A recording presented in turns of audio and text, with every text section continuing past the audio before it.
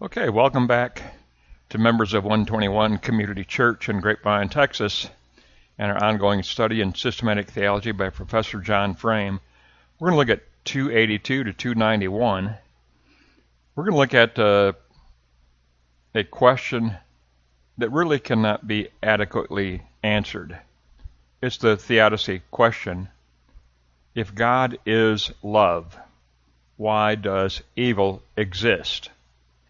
If our Creator is good, if our Creator is love, essentially love, why is there a presence of evil in our world? It's called the theodicy question, or you can just call it the problem of evil. And we're going to get the Reformed position. And I'm not even suggesting that this is going to be satisfactory. All I can say is that no one anywhere has a satisfactory answer for this. I think it's beyond propositional truth. But this will be the Reformed position. Let's go to block 1. Evil as normative, or I should say the problem of evil as normative. We must distinguish between natural and moral evil. Moral evil is the sin of natural persons. According to Scripture, moral evil came before natural evil. So moral evil came first, then came the curse of natural evil. Now, as situational, our current situation is that of living under the consequence of moral evil, living under the natural evil as curse. And Frame reminds us that sin and redemption are cosmic categories. They have cosmic significance. But in redemption, God's eschatological purpose is to reconcile all creation to himself. Now, the eschatological solution is going to be an unsatisfactory answer to a secular person, but it is the general position taken by people like Jürgen Moltmann, and the eschatological answer usually is given by a Reformed theologian. Now, the problem of evil as existential. Normative, moral evil first opposed God, the Creator. Situational, we now live under the curse of natural evil. Existential, natural evil is overcome by eschatological reconciliation of all creation through Christ. God's actions must be evaluated over the full extent of human history, past, present, and future. Now, I've mentioned it before, but remember, block 2 is key. Professor Frame is writing a theology of lordship. Our current situation is living under the lordship of Christ. Block 2 is the problem of evil as our situational lordship experience. And it is living under the curse after the sin of moral evil. Natural evil is the curse God placed on the world. It is that curse. And it was a response to the sin of moral evil. And God is in control of human free decisions. Now, Calvin used the term cause when referring to God's agency in the reason we have evil. He says God was the remote cause, but human agency is the proximate cause. So, block 2, note 2, the problem of evil as remote cause and proximate cause. The position of John Calvin. Job recognized that the Lord gives and takes away. For Calvin, remote cause is always righteous, This Reformed position, however, Frame says, is unsatisfactory. It is not easy to find terms to describe God's ordination of evil. Ultimately, God is responsible for everything in creation. How do we deal with that? Frame says, it's not easy to even find the terms to describe God's responsibility as creator for the presence of evil in creation. This ordination of evil, how do we describe it? Now, Block 2, Note 3, this is Frame's position on the ordination of evil. God relates to us like an author to his characters.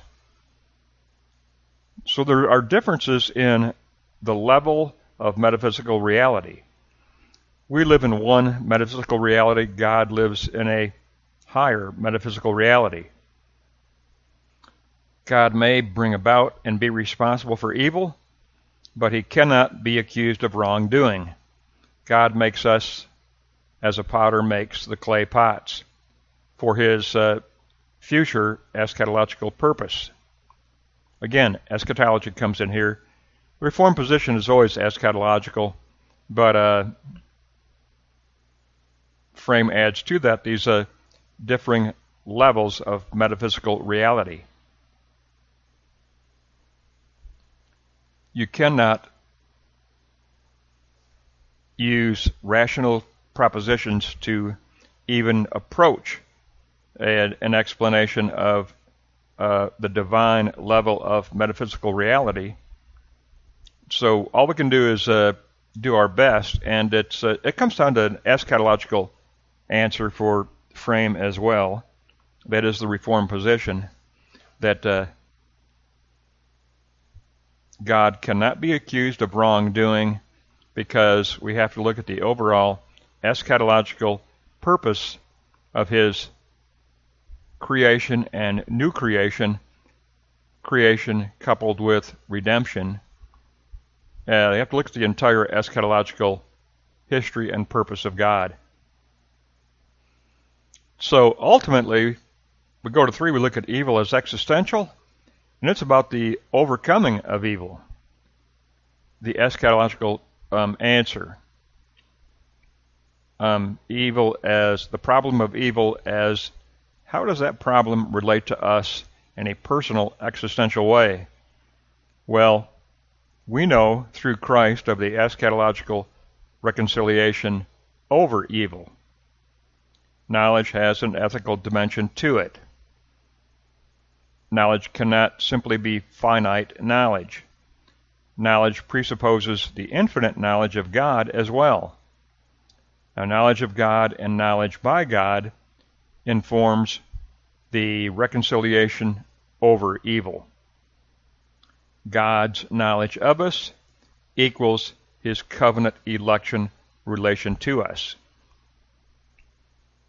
We are involved in the eschatological reconciliation under God's covenant lordship. That's the answer to the problem of evil for the Reformed position.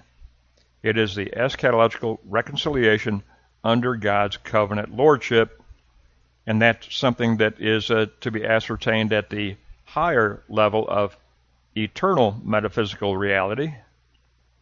Our new creation comes about through God's wisdom over evil. Wisdom over evil. Now, we'll do a quick recap here and go to Block 1, Note 3. But remember all of Block 3 as we go to Block 1, Note 3, and look at that the 3 perspectives. The problem of evil as normative.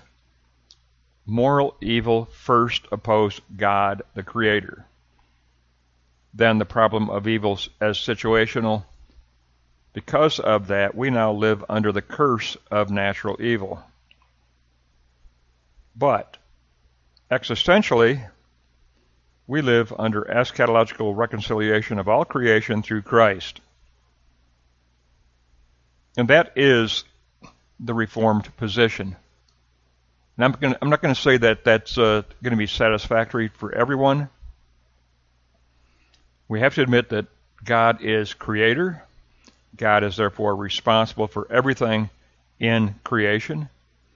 But the Reformed position is that you have to look at it from the perspective of eternal metaphysical reality and God's eternal metaphysical eschatological divine purpose. And that divine purpose is a purpose of reconciliation.